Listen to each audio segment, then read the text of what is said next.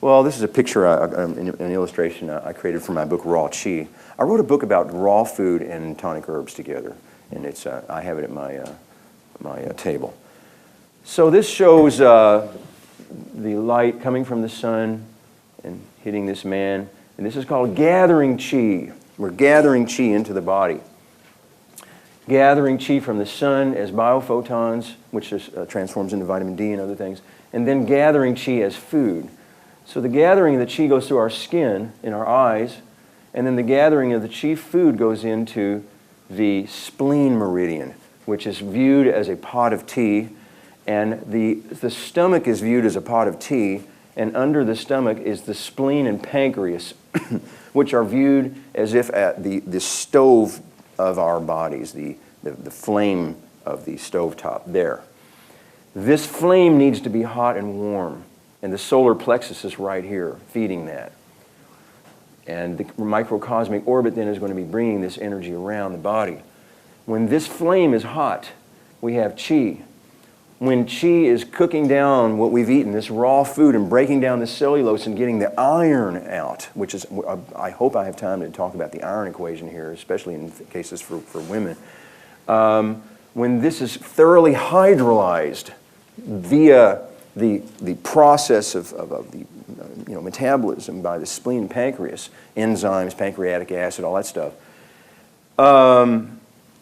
stomach acids and all, then we break this down into a hydrolyzed sort of soup, and this goes into the duodenum and the small intestine where the nutrients are extracted, and the nutrients are brought into the blood, and the blood is the carrier of chi.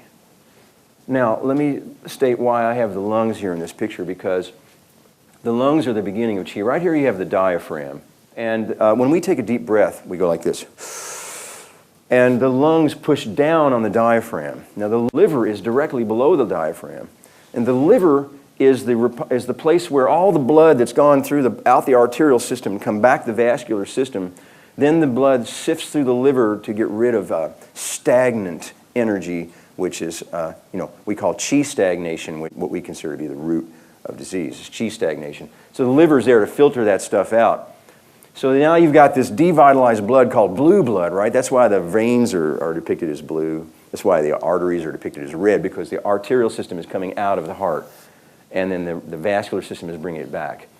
So now when you take a deep breath, the lungs expand down onto the liver and push some of this old devitalized blue blood into the pulmonary valve of the heart, and that goes into the alveoles of the lungs, and you take a deep breath. And what happens is oxygen molecules attach to the blood cell, and it begins to be red again.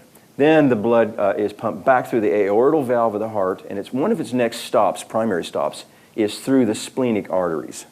Why did the Chinese say that the spleen is the governor of this?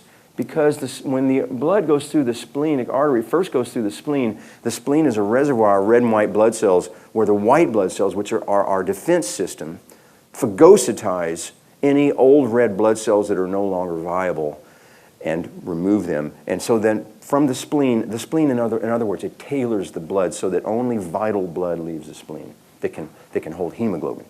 So then that blood goes through the veins of the splenic meridian through the pancreas and the duodenum in particular, where iron is extracted from this cooking process, and the iron ions are inserted into the red blood cell.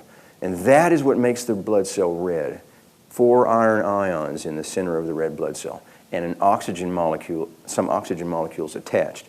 When we achieve that, the blood is bright red, and it has a lot of chi, and therefore it can hold hemoglobin, which is our body's fuel and food, and it can carry that hemoglobin to heal cells, to break down old cells and remove the dead material, and to keep the body's vital, we call upright chi.